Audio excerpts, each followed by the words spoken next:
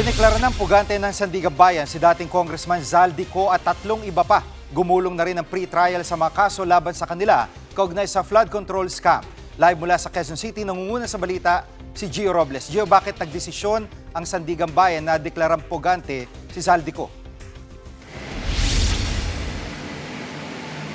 Jiggy, ayon sa Sandigan Bayan, sadya umanong nagtatago o umiiwas sa batas at paglilitis sina dating Congressman Zaldico at 3 iba pang opisyal ng SunWest. Pinagbasehan ng anti-graft court ang hindi pagsunod ni Ko noon sa utos ng Kamara na umuwi siya ng bansa. Ito'y matapos nga bawiin ang kanyang travel clearance. Sa halip na umuwi ay nagbitiw pa raw sa pwesto ang dating kongresista. Hindi rin daw sumunod si Zaldico dito sa tinatawag natin na subpoena para humarap sa investigasyon. Wala rin siyang isinumiting counter affidavit para sagutin ang mga reklamo laban sa kanya, lalong-lalo na dyan sa may ombudsman. Para sa anti-graft court, Jiggy, isang malinaw na pagtakas yan sa hustisya. Kaya bukod sa pagdeklarang pugante kay Ko, pinakansela na rin ng korte ang kanyang passport at nung 3 iba pang opisyal ng SunWest. Jiggy, balik sa'yo.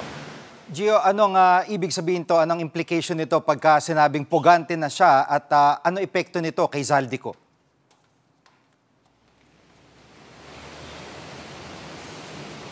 Jiggy, noong 1 buwan lang ay nilinaw nga ng Korte Suprema itong tinatawag nilang rules kaugnay sa fugitive status. Ngayon, i-define muna natin itong fugitive o pugante. Base sa rules ng Korte Suprema, maituturing na pugante ang isang tao kung alam niya na may kaso siya pero tumakas pa rin o nagtatago. Ngayon, ano ba ang impact ng fugitive status sa isang akusado kagaya nga ng dating kongresista na si Zaldico? Sa ilalim ng Fugitive Disentitlement Doctrine, hindi na siya pwedeng humingi ng pabor o proteksyon mula sa korte hanggat hindi siya umuwi. Bawal din siyang maghain ng motion sa pamamagitan ng kanyang abogado para ipabasura ang kaso o humiling ng Temporary Restraining Order o TRO.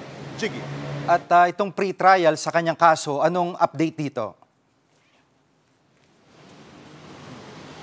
Jiggy, dito sa likod ko nga, kakatapos lang ng pre-trial sa 6th Division.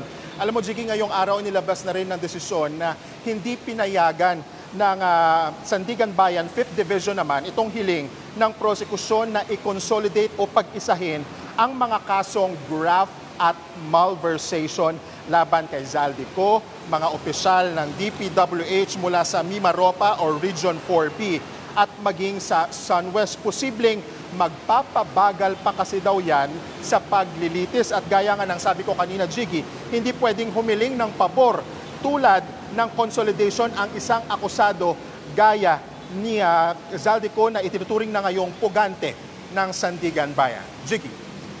Yan ang ulat ni Gio Robles live mula sa Quezon City.